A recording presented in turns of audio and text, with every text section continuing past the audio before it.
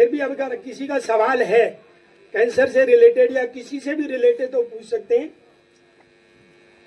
हमारे बीच में हमें जो है आज अखिल भारतीय जादौन क्षत्रिय फोरम भी हमें इस प्रोग्राम में सपोर्ट कर रही है। तो हमारे बीच में हमारे अखिल भारतीय जादौन क्षत्रिय फोरम के प्रेसिडेंट साहब डीपी सिंह जादौन साहब है, मैं इनसे कहूंगा वो 2 शब्द कहें। जय श्री कृष्ण। साथियों, आज इस तरह का प्रोग्राम देखकर बहुत खुशी हो रही है और आज सबसे पहले मैं अपने डॉक्टर साथियों का दिल से आभार करता हूं कि आप लोगों ने अपनी व्यस्त जिंदगी में से ये समय निकाला। साथियों, हम यहाँ आए हैं, आज कुछ नहीं बदलने वाला। कहते हैं ना, शांत समंदर, सोया हुआ समंदर, उसमें किसी ने एक पत्थर फेंका, वो डूब गया, कोई फर्क ही नहीं पड़ा। तो यही चीज है, ये हमें लगातार कोशिश करनी पड़ेगी कि हम बार बार गांव में आए। शायद मैं खड़ा हो पाऊं तो ये हाथ मेरा हिलने लगेगा। अब ये नहीं, डॉक्टर साहब यहाँ बैठे हुए हैं ना, वो भी बताएंगे, मेरा हाथ अपने आप हिलने लगता है इसलिए खड़ा हुआ हूँ। तो हमें ये प्रयास लगातार करना पड़ेगा, लोगों को जगाना पड़ेगा, क्योंकि हमारे दिमाग में तो जो पुरानी मान्यताएं बैठी हुई है ना, वो इतनी जल्दी निकलती नहीं है। मैं इस बात का अच्छी तरह से भुक्तभोगी हूँ। ये संगठन चलाता हूँ मैं, हम सब साथी मिलके, अखिल भारतीय जादौन क्षत्रिय फोरम। हम सिर्फ जादौन के ऊपर काम करते हैं और काम से मतलब है उनको उनकी हिस्ट्री बताना, उनके गांव और कुल के बारे में बताना, कुल देवी के बारे में बताना, कौन कौन कहाँ कहाँ रह रहा है, क्या स्टेटस है, प्रेजेंट स्टेटस आज का, इस पे काम किया है।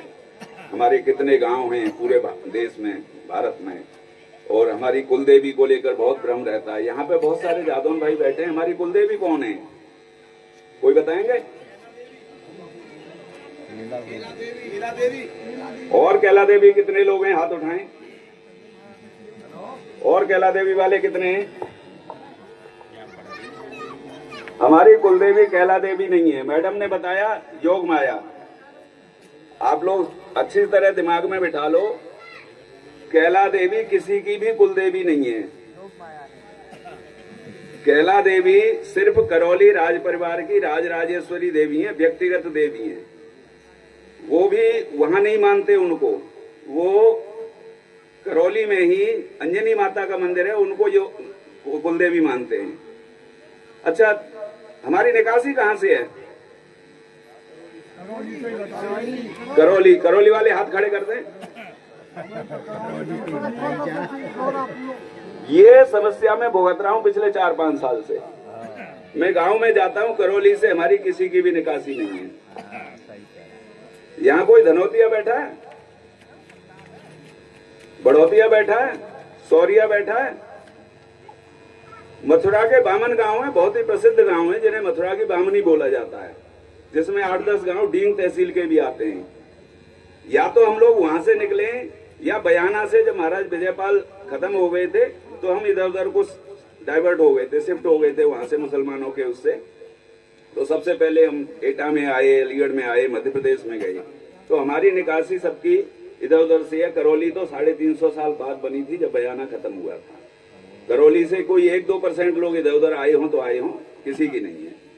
तो मैं ये इसलिए बता रहा हूँ आप लोगों को कि जो चीज हमारे दिमाग में बैठी है ना, मैं भी जब गाँव में मीटिंग करता हूँ, मुझे लोग कहते हैं, अरे तू क्या ये नई चीज बता रहा है, हम तो सुनते आ रहे हैं बाप दादे से।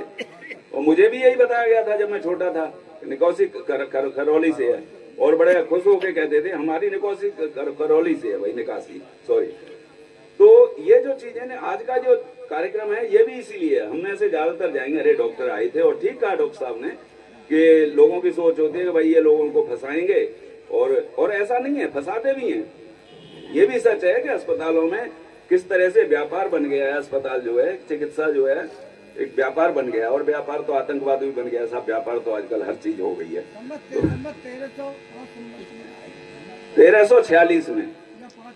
1346 में करौली बसी थी।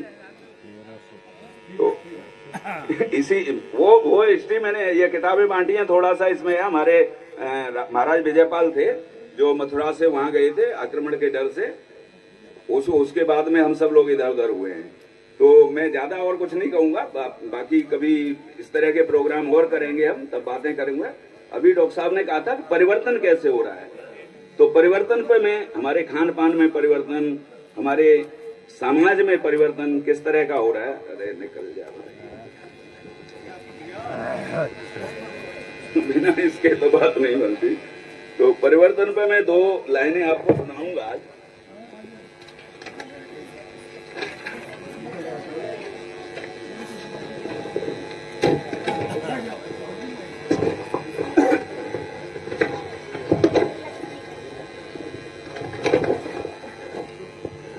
तो परिवर्तन पे मैंने 2 लाइनें लिखी हैं, आप लोग गौर फरमाएं कि कहां कहां परिवर्तन हो गया है। कि देवालय बने पर्यटन स्थल, भक्ति भावना रही नहीं। किसी भी मंदिर पर चले जाओ, पहाड़ी मंदिर पर लाइन लगी पड़ी है, लेकिन क्या वास्तव में हम उस तरह की भक्ति भावना लेकर जाते हैं? कि देवालय बने पर्यटन स्थल, भक्ति भावना रही नहीं। मातृशक्ति के लिए हमारी पाक भावना रही नहीं। पति परमेश्वर वाली निष्ठा अब दुनिया से गायब है। मेरी पत्नी सबसे सुंदर, पुरुषों की भावना गायब है। मैं माफी चाहता हूं सभी से, लेकिन इसमें काफी कुछ सच्चाई है। नारी सुलभ गुणों को खुद नारी ही छोड़ रही है। बराबरी की होड़ के चलते वो अधनंगी दौड़ रही है। माता पिता के चरणों में जन्नत, भाव ये मन से गायब है। बने ढाल भाई भाई की, ये भाव भी मन से गायब है। पैदा कर रहे अनाज बहुत, पर उसकी गुणवत्ता गायब है। गुणकारी लौकी और तो रही, उसकी भी शुद्धता गायब है। शिक्षा हुई नौकरी वाली, नैतिक पाठ हटाया है। परिचालन का सुगम रास्ता पर्वत काट बनाया है। जाति भीड़ पर्वतों पर, हिमशैल हमारे पिघल रहे। करते थे मंद धार जल की, अब पर्वत इसमें विफल रहे। भीड़ लेखकों की आई, पर रचना में वो धार कहाँ। जरा आंख में भर लो पानी, वाला है अब रचनाकार कहाँ।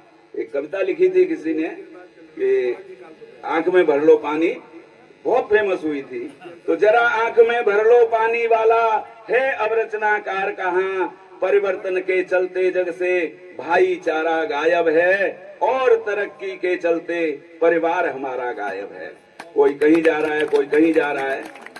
तो साथियों, बहुत बुजुर्ग लोग बैठे हुए हैं, सब लोग बैठे हुए, मुझे इतना ही कहना था कि कोशिश करें हम अपने समाज को, अपने आप को जगाने की। सबसे पहले तो हमें खुद अपने आप को जगाना पड़ेगा, क्योंकि हमारे अंदर कोई भावना आएगी तभी हम दूसरे को जगा पाएंगे। और नहीं तो ये सोच लें कि 5 साल पहले मैं प्राइवेट नौकरी में हूँ, रिटायर हो गया, दोबारा उन्होंने रख लिया। तो 5 साल पहले, 5-6 साल हो गए मुझे ये सब करते हुए। अपनी गली से और ऑफिस, 2 घर छोड़ के मुझे कोई नहीं जानता था। लेकिन थोड़ा सा समाज के साथ मिलना चाहे, समाज ने हमें बहुत कुछ दिया है, तो हम भी कोशिश करें कि हम समाज को कुछ दे सकें। जितना कर सकते हैं उतना तो करें।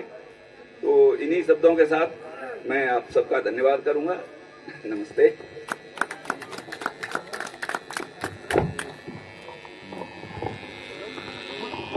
थैंक यू सिंह साहब, आपने बहुत बढ़िया जानकारी दी जादौन के बारे में भी और समाज को जागरूकता लाने के लिए भी। आपने जो कविता सुनाई बहुत अच्छी सुनाई, बहुत बहुत धन्यवाद आपका। और आप इतनी दूर से चल के आए दिल्ली से, उसके लिए भी आपका